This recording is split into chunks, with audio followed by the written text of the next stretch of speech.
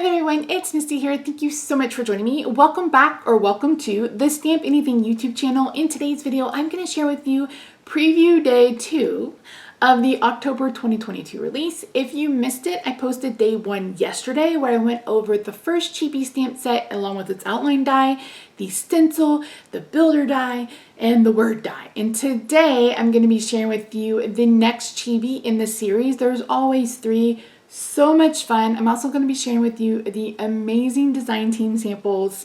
So yeah, without more jibber jabber, if you haven't already, don't forget to subscribe to the channel. Make sure you're following all the social media, but especially the Facebook group, because that's where things pop off.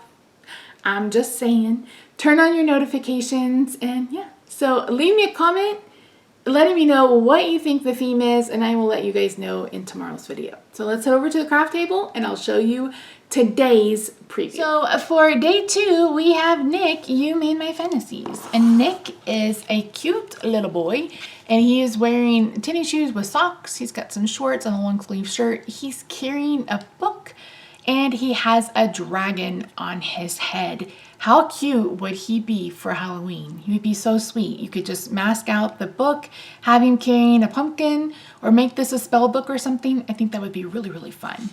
And the sentiment is, you made my fantasies come true. So this is definitely one that you could use on like an anniversary card, or if you're giving, like if you're getting married, or if you have a significant other that's having a birthday.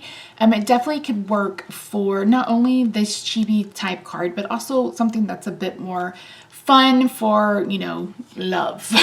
So, and of course we have his outline die. And again, the design team knocked it out of the park with this one. They had so much fun. We've got a bookmark for you. We've got tags. We've got a slimline card.